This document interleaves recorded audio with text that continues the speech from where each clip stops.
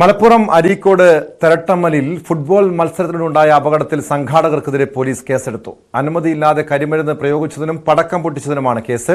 ഇന്നലെ രാത്രി 8:30 ഉണ്ടായ അപകടത്തിൽ 40ഓളം പേർക്ക് പരിക്കേറ്റിരുന്നു. പരിക്കേറ്റവരിൽ കൂടുതലും യുവാക്കളും കുട്ടികളുമാണ്.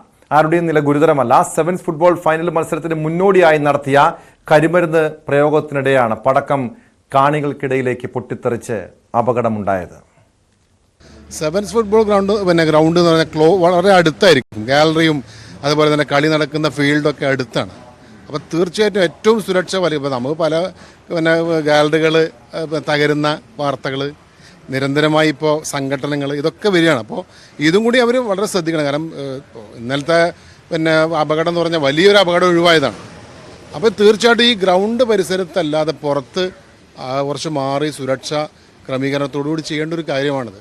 പിന്നെ അധികം സെവൻസ് ഗ്രൗണ്ടിലും അതിപ്പോൾ നമ്മൾ ആരും കുറ്റം പറയാനല്ല, ഇത്തരത്തിലുള്ള സുരക്ഷാ മാനദണ്ഡങ്ങൾ പാലിക്കാതെയാണ് പലതും ഇത് നടക്കാറ്. പക്ഷെ കാണികളുടെ സുരക്ഷ ഏറ്റവും പ്രധാനമാണ്. അത് ഒരുക്കുമ്പോൾ ഇത്തരത്തിൽ വെടിമരുന്ന് അതിനാവശ്യമാണോ എന്ന് തന്നെ സംഘാടകർ ചിന്തിക്കണം. ഇങ്ങനെ ഒരു ഫൈനൽ നടക്കുമ്പോൾ ഒക്കെ ഇത്ര ക്ലോസ്ഡായിട്ട് യാതൊരു സുരക്ഷയില്ലാതെ ഇപ്പോൾ ഈ കെട്ടൊക്കെ കെട്ടണം, പക്ഷെ അതൊന്നും ഇല്ലാതെയാണെന്നുള്ള നടത്തിയത്. അപ്പോൾ അതൊക്കെ സംഘാടകർ സെവൻസ് ഫുട്ബോൾ അസോസിയേഷൻ തന്നെ ഗൗരവമായി ചിന്തിക്കണം. ഇത്തരത്തിലുള്ള വെടിമരുന്ന് പ്രയോഗമൊക്കെ സെവൻസ് ഫുട്ബോൾ പോലത്തെ ഗ്രൗണ്ടുകളിൽ വേണോ എന്നുള്ളത് ആലോചിക്കണം. എന്തായാലും ഇതിന് കൃത്യമായ മാനദണ്ഡം. സെവൻസ് ഫുട്ബോളിന് ചീത്തപ്പേര് വന്നുകൊണ്ടിരിക്കുകയാണ് നിരന്തരമായി. സംഘടനകൾ അതുപോലെ ഗാലറി തകരൽ. അപ്പോൾ ഇതും കൂടി ആകുമ്പോൾ സംഘാടനത്തിലെ പിഴവ് കൊണ്ട് ഇതും കൂടി ആകുമ്പോൾ ജനങ്ങൾ ഇനി ഇതിനെ സമീപിക്കാതെ ആവും. ജനകീയമായ ഒരു ഫുട്ബോൾ മേള തീർച്ചയായിട്ടും ജനങ്ങളെ അകറ്റുന്ന രൂപത്തിലാണ് ഇപ്പം നിലവിൽ ഇത് മുന്നോട്ട് പോയിക്കൊണ്ടിരിക്കുന്നത്. ഫുട്ബോൾ ആരാധകനായ ഷുക്കൂറിന്റെ വാക്കുകളാണ് ഇപ്പോൾ കേട്ടത്. മലപ്പുറത്തുനിന്ന് CV അനുമോദ് ചേരുന്നുണ്ട്. അനുമോദ്, അദ്ദേഹം ഷുക്കൂർ സൂചിപ്പിക്കുന്നത് പോലെ യാതൊരു രീതിയിലുള്ള സുരക്ഷാ മാനദണ്ഡങ്ങളും പാലിക്കാതെയാണ് പലയിടങ്ങളിലും, പ്രത്യേകിച്ചും വടക്കൻ കേരളത്തിൽ സെവൻസ് ഫുട്ബോൾ മത്സരങ്ങൾ നടക്കുന്നത്. നിരവധി കാണികൾ എത്തുന്നു. പ്രത്യേകിച്ചും അടച്ചു കിട്ടിയ സ്ഥലത്ത് ഈ മത്സരങ്ങൾ നടക്കുമ്പോൾ അതിന് അനുമതി വാങ്ങുന്നുണ്ടോ എന്ന ചോദ്യം പോലും പലപ്പോഴും ഉയരുന്നുണ്ട്. ഇന്നലെ ഈ അരീക്കോട് തെരട്ടമ്മലിലെ ഫുട്ബോൾ മത്സരത്തിനിടെ എങ്ങനെയാണ് അപകടമുണ്ടായത്? സുരക്ഷാ മാനദണ്ഡങ്ങളൊന്നും അവിടെ പാലിക്കപ്പെട്ടിരുന്നില്ലേ? പോലീസിന്റെ നടപടികൾ എങ്ങനെയാണ്?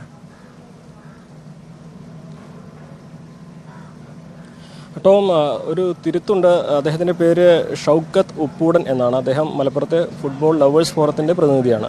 അദ്ദേഹത്തിൻ്റെ പേര് തിരുത്തിക്കൊണ്ട് ഞാൻ തുടങ്ങട്ടെ. അദ്ദേഹം പറഞ്ഞതിനാണ് ഏറ്റവും പ്രധാനപ്പെട്ട കാര്യം. മലപ്പുറം ജില്ല എന്ന് വെച്ചാൽ നമുക്കറിയാം സെവൻസ് ഫുട്ബോളിൻ്റെ ഏറ്റില്ലമാണ്, തലസ്ഥാനമാണ്. ഏറ്റവും അധികം ഫുട്ബോൾ ടൂർണമെൻറ്റുകൾ നടക്കുന്നൊരു സമയം കൂടിയാണിപ്പോൾ. ഓരോ ഫുട്ബോൾ ക്ലബ്ബുകളും വലിയ ആഘോഷമായിട്ടാണ് അവർ ടൂർണമെൻറ്റിൽ പങ്കെടുക്കുന്നത്. പരമാവധി ആളുകൾ കാണാൻ എത്തുന്നുണ്ട്, ക്ലബിൻ്റെ ആരാധകരായിട്ട് മാറുന്നുണ്ട്. അങ്ങനെയൊക്കെ ഏറ്റവും ആവേശത്തിൽ ഈ സെവൻസ് നടക്കുന്നൊരു സമയത്താണ് ഇന്നലത്തെ ഈ അപകടമുണ്ടായത്. ഇന്നലെ അപകടമുണ്ടായത് ഈ ഫൈനൽ നടക്കുന്നതിന് തൊട്ട് മുമ്പാണ്. ടീമുകൾ ഗ്രൗണ്ടിൽ എത്തുന്നതിന് മുമ്പ് ഈ ചൈനീസ് വെടിക്കോപ്പുണ്ട്. അതായത് നമ്മൾ ചെറിയ ഒരു പാക്കറ്റിൽ വെടിക്കോപ്പുകൾ നിറച്ച് അത് കത്തിച്ചാൽ ഒരു 15 മിനിറ്റ് തുടർച്ചയായിട്ട് അത് പൊട്ടിക്കൊണ്ടിരിക്കും. എല്ലായിടത്തും ഇത്തരത്തിലുള്ള ചൈനീസ് പടക്കങ്ങളും ഇതൊക്കെയാണ് അവിടെ ഉപയോഗിക്കുന്നത്.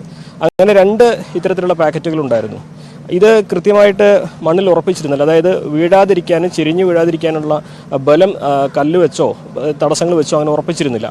അപ്പോൾ 2 ബോക്സ് ഉണ്ടായിരുന്നു. ഒരു ബോക്സിലെ വെടിക്കോപ്പുകൾ പൊട്ടാൻ തുടങ്ങിയപ്പോൾ അതിൻ്റെ സമ്മർദ്ദത്തിൽ രണ്ടാമത്തെ ബോക്സ് ചെരിയുകയാണ് ഉണ്ടായത്. അങ്ങനെ ആകാശത്ത് പോയി പൊട്ടേണ്ട റോക്കറ്റും വാണവുമൊക്കെ ചെരിഞ്ഞ് ആളുകൾ ഇരിക്കുന്ന ഭാഗത്തേക്ക് പോവുകയും അവിടെ പോയി പൊട്ടിത്തെറിക്കുകയും ചെയ്തു. ആരുടെയും പരിക്ക് ഗുരുതരമല്ല എന്നുള്ളതാണ് വലിയ ആശ്വാസമുള്ള കാര്യം.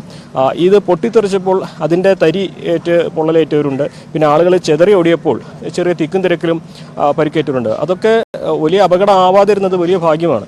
അതല്ലെങ്കിൽ ഓരോ തവണയും കഴിഞ്ഞ തവണ കാളികാവിൽ സെവൻസിൻ്റെ സ്റ്റേഡിയം തകർന്ന് കുറേ പേർക്ക് പരിക്കേറ്റിരുന്നു. ഇത് ഈ സെവൻസിൻ്റെ സമയത്ത് എല്ലായിടത്തും ഇത്തരത്തിലുള്ള താൽക്കാലിക സ്റ്റേഡിയങ്ങളിൽ അപകടങ്ങൾ ഉണ്ടാകുന്നത് പതിവാണ്. ഏറ്റവും ചെറിയ സ്റ്റേഡിയങ്ങളാണ് സെവൻസിലുണ്ടാവുക.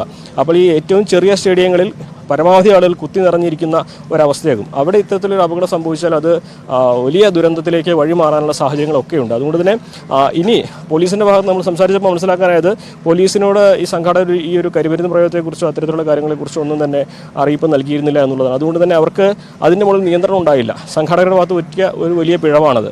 പിന്നെ ഇത്തരം സ്ഫോടക വസ്തുക്കൾ സുരക്ഷിതമല്ലാതെ കൈകാര്യം ചെയ്തതിനും ആളുകൾക്ക് പരിക്കേറ്റതിനുമായ സാഹചര്യത്തിലാണ് അവർക്കെതിരെ കേസെടുത്തിരിക്കുന്നത്. സ്ഫോടക വസ്തുക്കൾ അലക്ഷ്യമായി കൈകാര്യം ചെയ്തതിനാണ് കേസെടുത്തിരിക്കുന്നത്. ചെയ്യുന്നത്. എന്നാണെങ്കിലും ഇതൊരു മുന്നറിയിപ്പാണ്. ഇനിയുള്ള സംഘാടകർക്ക്, ഇനിയുള്ള മത്സരങ്ങളൊക്കെ നടത്താൻ പോകുന്നവർക്ക് ഇത്തരത്തിലുള്ള ആഘോഷങ്ങൾ നടത്തണമെങ്കിൽ അതിനുള്ള സുരക്ഷാ സൗകര്യങ്ങൾ കൂടി ഒരുക്കിയിട്ട് വേണം നടത്തുവാൻ എന്നുള്ളതിൻ്റെ ഒരു മുന്നറിയിപ്പാണ് ഇന്നലത്തെ ഒരു അപകടം എന്ന് വേണം മനസ്സിലാക്കാൻ. ആർക്കും വലിയ മാനദണ്ഡങ്ങൾ ഇത്തരം മത്സരങ്ങൾക്കുണ്ടോ? പ്രത്യേകിച്ച് നമുക്കറിയാം, അനുമോദ് സൂചിപ്പിച്ചതുപോലെ ഇതിനു മുൻപ് തിക്കിലും തിരക്കിലും പെട്ട് നിരവധി പേർക്ക് പരിക്കേറ്റ സംഭവങ്ങളൊക്കെ ഉണ്ട്. കൊച്ചി കുസാറ്റ് ക്യാമ്പസിൽ ഒരു സ്റ്റേജ് ഷോയ്ക്കിടെ ഈ തിക്കിലും തിരക്കിലും പെട്ട് ചില ചെറുപ്പക്കാർ, ഏതാനും ചെറുപ്പക്കാർ 3-4 പേർ മരിച്ചൊരു സംഭവം പോലും നമ്മുടെയൊക്കെ ഓർമ്മകളിൽ ഇപ്പോഴുമുണ്ട്. കാരണം കഴിഞ്ഞ വർഷമാണ് സംഭവം ഉണ്ടാകുന്നത്.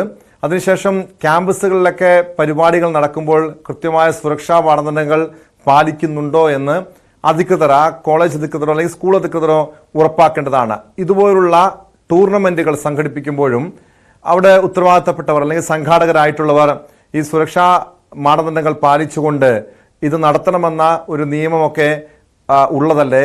ഇവിടെ ആരുടെ ഭാഗത്താണ് ഇവിടെ വീഴ്ച ഉണ്ടായിരിക്കുന്നത്? കാരണം ഈ അനുമതി നൽകിയെങ്കിൽ അവിടെ പോലീസിന്റെ ഭാഗത്തോ അല്ലെങ്കിൽ അധികൃതരുടെ ഭാഗത്തോ, പഞ്ചായത്ത് അധികൃതരുടെ ഭാഗത്തൊക്കെ വീഴ്ച ഉണ്ടായിട്ടുണ്ടോ?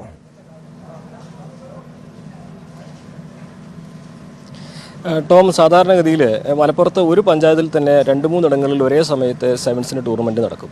ഇത് മലപ്പുറത്തിൻ്റെ ഒരു സാഹചര്യത്തിൽ നിന്നുകൊണ്ട് ഞാൻ പറയുകയാണ്, ഇവിടെ സാധാരണമാണ് ഈ ടൂർണമെൻറ്റും ഈ ആഘോഷവും ഈ ഇത്തരത്തിലുള്ള പടക്കം പൊട്ടിക്കലൊക്കെ.